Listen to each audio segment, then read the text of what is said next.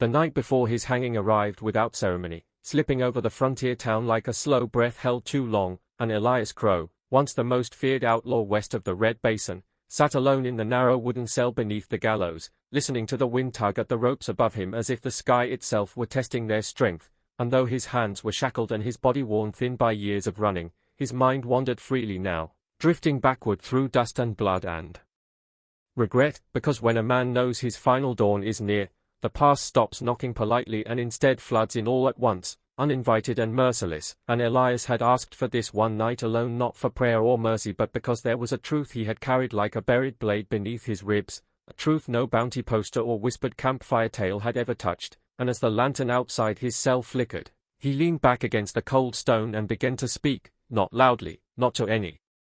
guard or preacher, but to the darkness itself, trusting it more than men, confessing that the legend built around his name was only half true, that before he was an outlaw he had been a son who loved too deeply, a young man who believed the land could be fair if worked with honest hands, that he had once held a woman named Mara Bell beneath a cottonwood tree and sworn he would never leave her, and yet he had left, not because he wanted to but because the world had forced his hand when the railroad men came with papers and guns and smiles that never reached their eyes, when his father was beaten for refusing to sell land that had been theirs for 3 generations, when the lawman who should have helped instead turned his back, and it was that night, Elias confessed, that something inside him cracked, not loudly but deeply, like ice breaking beneath a river's surface, and he ran not toward freedom but toward fire, joining men who lived by the gun because the gun at least did not pretend to be kind, and yes, he admitted, he had robbed banks and trains, he had scared towns and spilled blood, but what the stories never said was that every crime carried the weight of a promise broken long before the first shot was fired, that every man he faced reminded him of who he might have been, and as the wind groaned through the beams above him, Elias spoke of nights spent staring into campfires, wondering if Mara still lived, if she had married, if she had cursed his name or forgiven it, and his voice softened when he admitted that the darkest secret of all was not the killings or the stolen gold but the fact that he had once turned back, once stood at the edge of a town where she lived, watching her through a window as she laughed with a child at her side, a child with his dark eyes, and he had walked away again, choosing damnation over disruption, believing she would be safer without him, and the confession deepened as he spoke of how he had steered his gang away from certain towns, how he had fired shots into the air instead of men when he could, how he had taken blame for crimes he did not commit to keep younger outlaws from the rope, and still the legend grew darker, louder, simpler, until Elias Crow became a monster easier to hang than to understand, and now, on this final night, he wondered if truth mattered at all when dawn would come regardless. Yet he spoke on because silence had cost him too much already, and he admitted that the lawman who had finally caught him, Sheriff Jonah Pike, had once been his friend, that they had shared bread as boys, and that Jonah had hesitated when he closed the cuffs, whispering that it did not have to end this way, but Elias had smiled then, tired and calm, because in his heart he believed this was the only ending left, and as the hours crept forward, the outlaw confessed his greatest hope, which was not escape or pardon but that someone, someday, might hear the full story and understand that the Wild West was not shaped only by villains and heroes but by broken men forced to choose between bad roads, and the gallows creaked above him like an impatient clock, reminding him that time was thinning, and Elias closed his eyes and spoke Mara's name one last time, not as a plea but as a thank you, for loving the man he had been before the world taught him how to survive by hardening his heart, and when the lantern finally dimmed and the guard's footsteps faded, he fell silent, his confession complete, unaware that beyond the jailhouse walls, someone had been listening in the dark, someone whose life had been shaped by the very secret he believed would die with him at sunrise. She arrived in Red Mesa just after noon, when the desert sun stood high and unforgiving, turning the road to pale dust and the air to something that pressed against the lungs, and though the town had seen drifters and desperados come and go for decades, every conversation seemed to pause when Eliza Rowan rode in alone, dressed in black that the sun had faded to gray, her posture straight despite the long miles behind her. Because her name had traveled faster than her horse ever could, whispered first in saloons, then in sheriff's offices, then in the quiet places where men admitted fear they would never show aloud, and the stories all sounded the same no matter who told them, that every outlaw who had ever loved her had died violently, shot in alleys, hanged beneath gallows, or buried beneath nameless desert stones, and whether she was cursed, or the bringer of bad luck, or simply a woman drawn to broken men, no One could say for sure, but they all agreed on one thing, which was that Eliza Rowan left sorrow behind her like footprints in the sand, and so when she dismounted in front of the small adobe house at the edge of town, the one she had bought with quiet money and quieter questions, the men watching from the boardwalk turned their eyes away as if looking too long might tempt fate, and Eliza felt it as she always did, that heavy stillness that followed her wherever she settled, because she had learned long ago that beauty and grief could live side by side and that people would always choose the simpler story, the one that made her easier to fear than to understand, and inside the house she unpacked slowly, setting her few belongings in their places as if she intended to stay, even though experience told her nothing stayed for long, not towns, not men, not peace, and as evening fell and the desert cooled, the wind carried the sound of distant gunfire, a sound so common in the West that it rarely stirred alarm, but this time it ended too suddenly, followed by the thud of a body hitting the ground, and Eliza did not move at first, because she had learned what came from involving herself in violence, yet fate had a way of knocking whether invited or not, and when the knock finally came, weak and uneven against her door, she already knew what she would find, because it was always the same, a wounded man at the edge of death, bleeding into the dust, carrying trouble like a second shadow, and when she opened the door, the gunslinger collapsed forward, his weight heavy against her arms, his blood warm and dark against her sleeves, and though she did not know his name yet, she recognized the look in his eyes when they met hers for a brief moment, fear mixed with relief, as if he believed he had reached the end of a long road whether it meant survival or not, and she dragged him inside, bolting the door behind them, working with practiced urgency, because this was not her first time kneeling beside a dying man, cutting away cloth, cleaning wounds, pressing hard to stop the bleeding while murmuring words meant to keep him anchored to the world, and as she worked, she noticed the small details that always mattered to her, the way his hands trembled not just from pain but from exhaustion, the old scars that spoke of a life already lived too hard, and when he finally drifted into a shallow sleep, Eliza sat back on her heels, her breath shaking, because she knew what saving him might cost, and still, she could not bring herself to let him die on her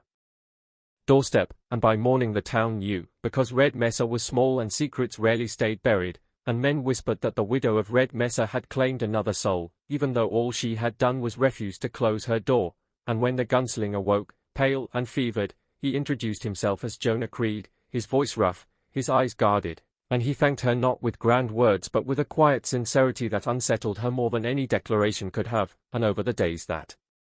followed, as Jonah healed slowly under her care, something fragile began to form between them, built not on passion but on shared silences, on long afternoons when the heat pressed down and neither felt the need to fill the air with talk, on evenings when Eliza would sit near the window sewing while Jonah watched the desert change colors, and she learned his story in pieces, that he had once believed he could live by a code, that he only took jobs that felt just enough to sleep at night, that he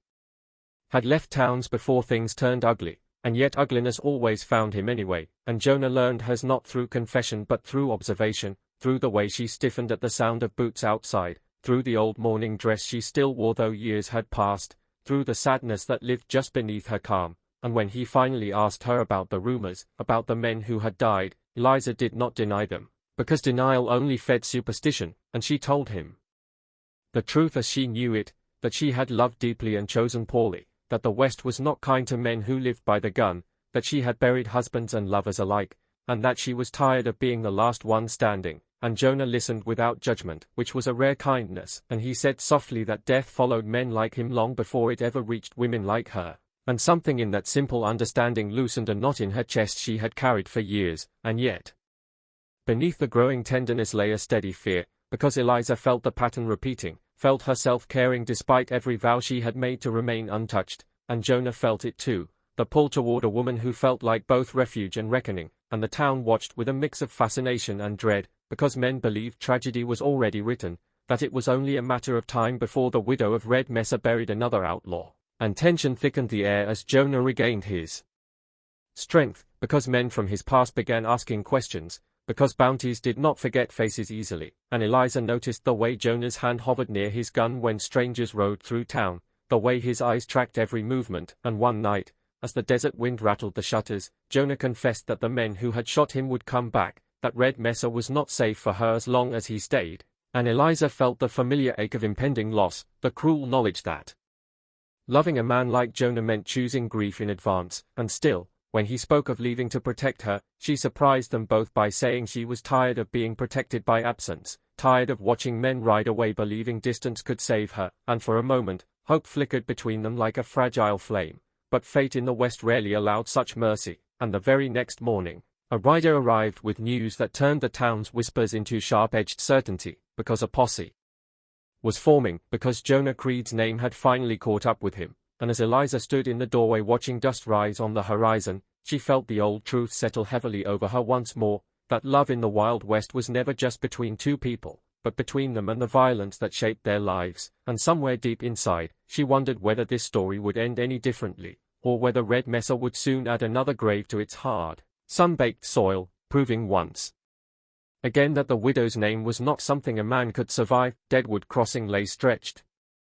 beneath a bleached sky like a town already half buried, its buildings sagging, its streets carved deep with wagon ruts and old regrets, and no one who lived there spoke of law anymore because law had failed them years ago, leaving behind only graves and burned promises. So when a lone rider appeared at the western edge of town one dust-heavy afternoon, no one rushed to greet him, and no one reached for hope either, because hope had a way of getting people killed, and the rider himself did not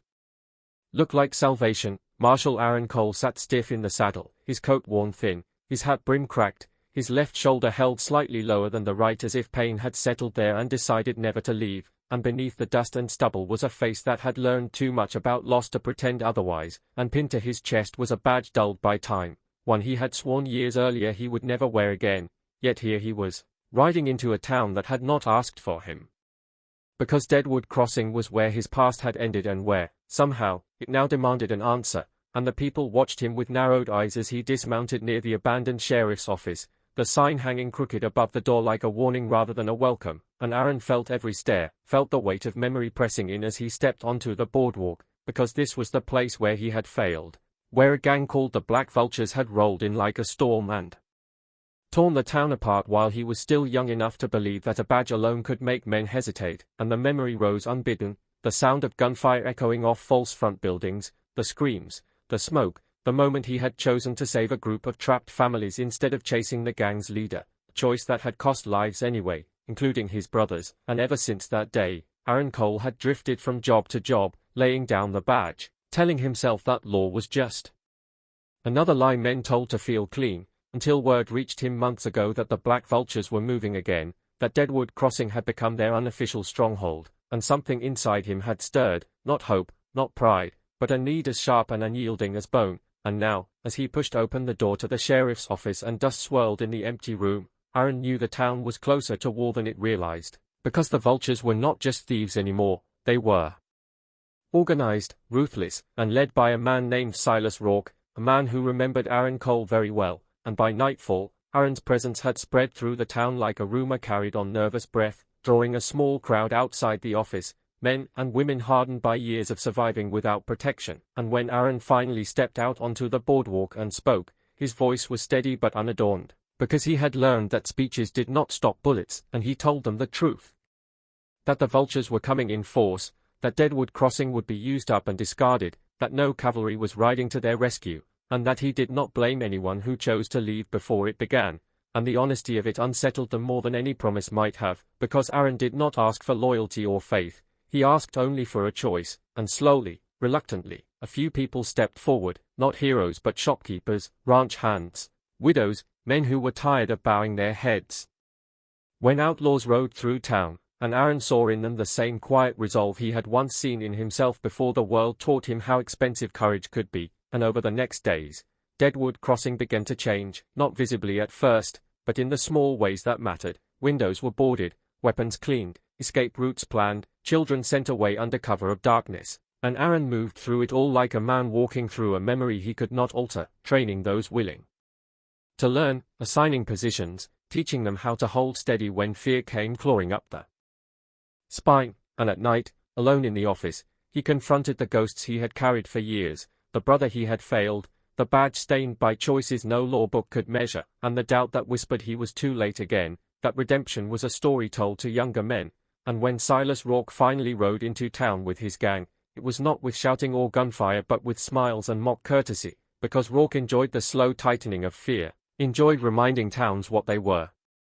powerless against, and when his eyes met Aaron's across the street, recognition sparked like flint, and Rourke laughed, calling out that Deadwood Crossing had finally grown a spine again, and Aaron felt the familiar burn of anger but kept his hand away from his gun, because this fight would not be won by haste, and the standoff stretched long enough for the sun to dip low, casting the town in deep orange shadow, and when the first shot finally rang out, it came not from Aaron but from a frightened man behind a boarded window, and chaos followed as it always did, because plans bent under the weight of fear, and Deadwood Crossing erupted into violence, gunfire tearing through wood and glass, dust choking the air, and Aaron moved through it with grim focus, shouting orders, dragging the wounded to cover, firing only when he had to, because every shot carried the weight of memory, and when he finally faced Rourke in the street, the world seemed to narrow to the space between them. Two men shaped by the same brutal land but hardened in different ways, and Rourke taunted him with the past, with his brother's name, with the lives lost years ago, and for a heartbeat, Aaron wavered, the old failure threatening to hollow him out again, but then he remembered why he had come, not to erase the past, not to be forgiven, but to stand his ground this time no matter the cost. And when the dust settled hours later and the gunfire faded into ringing silence, Deadwood Crossing still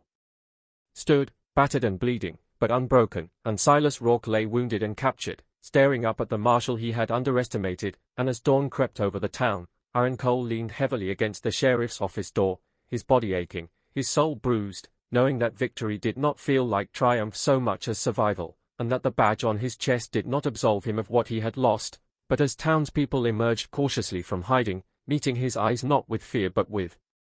something close to gratitude, Aaron realized that perhaps the badge had never been about being clean, perhaps it had always been about standing in the dirt anyway, and though he did not know whether he would stay or ride on once his wounds healed, he knew one thing with certainty as the sun rose over Deadwood Crossing, that for the first time since the day everything had gone wrong, he had not turned away, and sometimes, in the harsh arithmetic of the Wild West, that was the closest a man ever came to redemption. Black Canyon was a wound cut deep into the earth, a place where the sun seemed reluctant to linger and shadows clung long after dusk, and every man who knew the land knew its name was spoken carefully, because legends said the canyon did not merely hide gold but remembered those who sought it, and when Thomas Calder, a prospector worn thin by hunger and failed seasons, first unfolded the brittle map in the back room of a desert trading post, he felt the weight of more than paper settle into his hands, for the map had been drawn by a man long dead, marked with symbols that did not quite make sense and notes written in a cramped, desperate script that warned as much as it promised, and Thomas should have burned it, should have walked away like wiser men before him, but desperation has a voice of its own, one that grows louder when the nights are cold and the future feels like an empty pan scraped against stone, and so he followed the map into the Badlands, telling himself that curses were stories told to scare the weak, that gold was only rock and luck and persistence. Yet from the first night onward, the desert answered him in ways he could not explain, because as he camped beneath the stars, he heard whispers riding the wind, soft and almost tender, calling his name though no one alive had spoken it in days, promising rest, warmth, and a life unburdened by failure, and Thomas told himself it was only loneliness playing tricks on a tired mind, but the whispers returned each night, closer, clearer, and always urging him onward toward Black Canyon, and along the way, he found signs that unsettled him, abandoned camps where fires had burned cold, tools left neatly stacked as if their owners had simply stood up and walked away, and stone markers etched with symbols older than the towns on any map, and still he pressed on, because the idea of gold had begun to feel less like hope and more like necessity, a final answer to a life that had never quite found its footing, and when he finally reached the canyon's edge, the land fell away beneath him in jagged steps of red and black stone, the air heavy and still, and the whispers quieted all at once, replaced by a silence so complete it rang in his ears, and Thomas felt a shiver of doubt, the first true fear since he had set out, but the map burned in his pocket like a brand, and he descended carefully, each step echoing as if the canyon were listening, and deep within, where the sun touched only briefly at noon, he found the vein just as the map had promised, gold threaded through the rock. Like a living thing, rich and undeniable, and for a long moment Thomas simply stared, or washing over him, because here was proof that suffering could end, that hunger and wandering could be traded for security, and as he reached out to touch it, the whispers returned, no longer soft but insistent, filling the narrow space with voices that spoke not as one but many, each offering a different bargain, wealth for blood, comfort for memory, Survival for silence, and Thomas staggered back, his heart pounding, because the voices were not speaking of future prices but of debts already owed, of choices he had made and roads he had taken, and they knew things about him, knew the faces he had left behind, the promises broken in quieter ways, and as the hours passed, time lost meaning in the canyon's depths, and Thomas worked feverishly, driven by a force that felt less like greed and more like command, filling his sacks with gold even as the air grew colder and the whispers sharpened, reminding him that every piece he took tightened the bond between him and the place, and when at last he tried to leave, burdened with more wealth than he had ever imagined, the canyon resisted, paths shifting subtly, echoes misleading, and the voices grew cruel, mocking his belief that he could take without giving, and Thomas fell then, not into darkness but into memory, reliving moments he had buried, turning away from a brother in need, choosing the road over responsibility, telling himself there would be time later, and the canyon seemed to feed on these confessions, growing warmer, brighter with unnatural light, and in his panic, Thomas understood the truth the legends had tried to warn of, that the devil's gold was not cursed because it killed men outright, but because it demanded what they valued most while convincing them it was a fair trade, and with shaking hands, he did the unthinkable, tearing open his sacks and scattering the gold back into the rock, shouting into the shadows that he would not pay the price they demanded, and the canyon answered with a roar like distant thunder, the whispers rising in anger and disappointment, and for a moment Thomas believed he would not leave alive, but slowly, the pressure eased, the path straightened, and the silence returned, heavier now but no longer hostile, and when Thomas finally climbed out of Black Canyon at dawn, empty-handed and exhausted, the desert looked unchanged, indifferent, as if nothing supernatural had occurred, yet Thomas was not the same man who had entered, because he carried with him a knowledge heavier than gold, and in the months that followed, he told his story to anyone who would listen, not as a warning meant to frighten but as a confession meant to free, and some laughed, some believed, and some still went looking for the map, because the West was full of men who thought they could bargain better than those who came before, and Black Canyon waited as it always had, patient and deep, its gold untouched and its whispers ready, not to tempt the greedy alone, but to test the desperate, proving once again that in the Wild West, the most dangerous price was never the one written in blood, but the one that asked a man to surrender the last honest piece of his soul.